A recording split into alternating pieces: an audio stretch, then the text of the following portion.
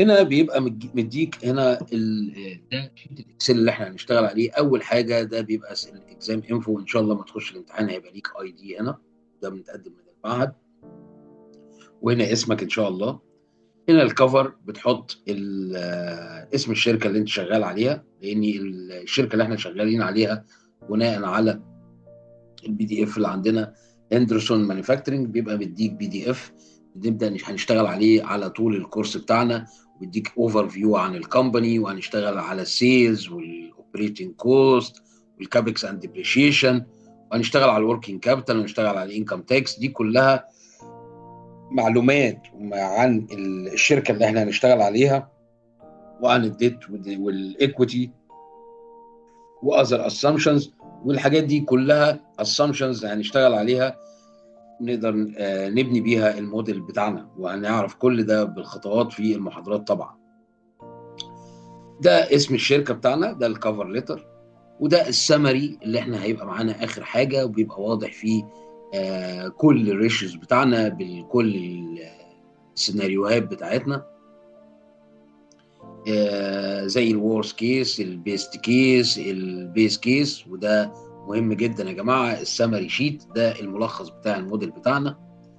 تاني حاجه جدول الاسامبشنز، وده اللي بنبني فيه كل الاسامبشنز والمعطيات بتاعتنا بناء على البي دي اف اللي احنا لسه شايفينه دلوقتي، اللي هي هندرسون مانيفاكتشرنج اللي احنا شغالين عليها.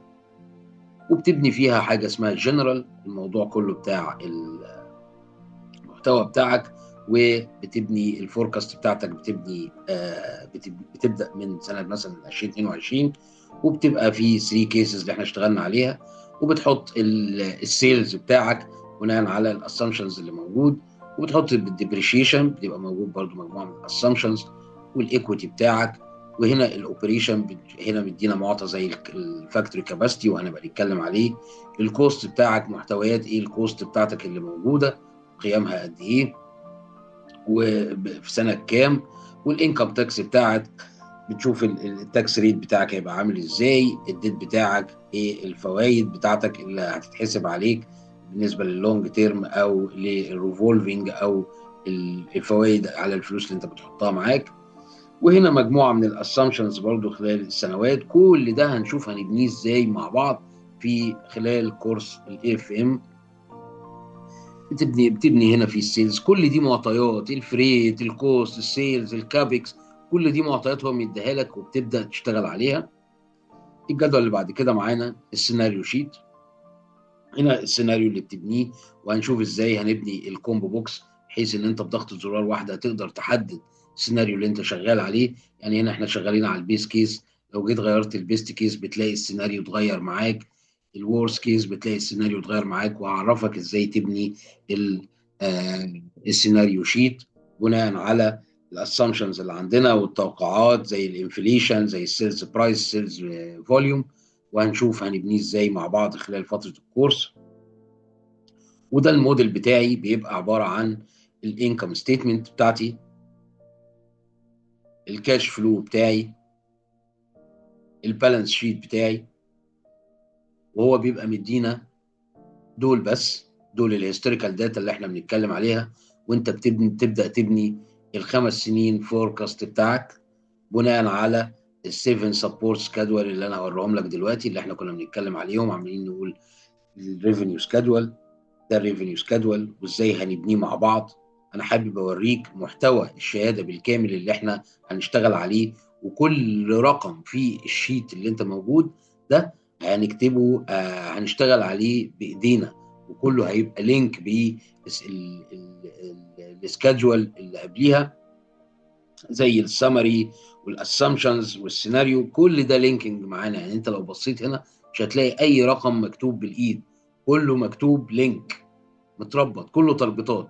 فهنبني الريفينيو سكادول، ده اول جدول معانا. وبعدين هنبني الكوست سكادول، وده الجدول الثاني اللي هيبقى موجود معانا.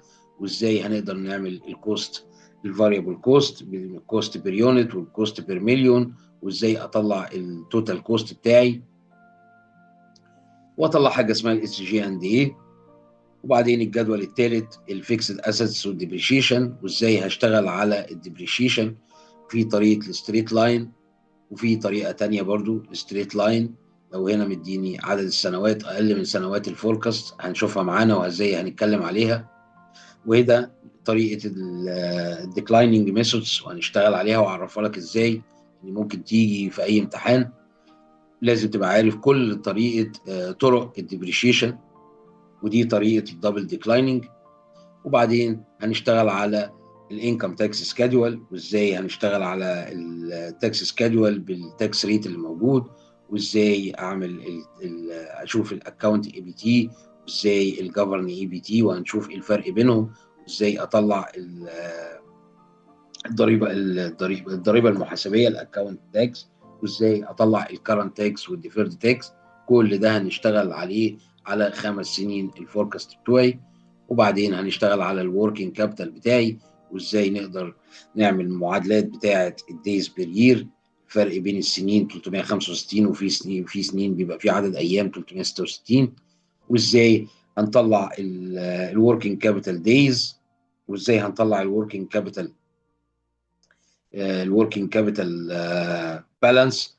وهنا هنقدر نطلع الكاش كونفرشن سايكل بتاعتنا، عدد ايام دورة تحول النقد اللي احنا اتكلمنا فيه، وازاي نطلع النت وركينج كابيتال بتاعنا، وبعدين التغير في الوركينج كابيتال. وكل الحاجات دي بتتعمل لينك بالقوائم الماليه فوق هنتكلم عليها. الشير هولدر والايكويتي ده الجدول رقم 6، وطالع ازاي هنطلع الكومن شير، ونشوف نسبة الريت ده بيبقى موجود معانا في الاسامبشن، وازاي نطلع توزيعات الارباح بتاعتنا، وازاي الريتيرن ايرنينج بتاعنا، وازاي نجيب البالانس بتاع الريتيرن ايرنينج، وبيتربط ازاي قائمة المركز المالي بتاعنا البالانس شيت. وهنا معانا الجدول الاخير اللي هو جدول رقم 7 ديت اند انترست سكادول، ازاي هنشتغل عليه، وازاي هنطلع السينيور سكيورد اللي هو لونج تيرم، وازاي هنشوف الريفولفنج، وامتى اروح اخد ريفولفنج او ما اخدش، او ازاي هسدد القروض بتاعتي، وازاي هطلع صافي الفوائد بتاعتي. وكده يبقى محتوى الشهاده اعتقد ان انا لميته لك. وبعد ما نخلص السيفن سبورت سكادول دول هيتربطوا بالقوائم الماليه بتاعتنا، بالانكم ستيتمنت. كل ده متربط بالسيفن سبورت سكادول ده اللي انت هتشتغل عليه بالانكم ستيتمنت والكاش فلو والبالانس شيت.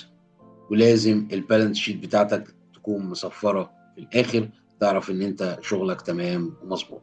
شهاده مهمه جدا هتطورك كويس جدا جدا في محتويات الاكسل، هتخليك تبني الفاينانشال موديل فوركاست 5 سنين بناء على الكلام اللي احنا اتكلمنا عليه، على الاسامبشنز، على الهيستوريكال داتا اللي عندك اللي هو بيبقى مديها لك، بيبقى مديك 3 سنين هيستوريكال داتا في الثلاث قوائم، وبتبدا تبني انت الفوركاست 5 سنين.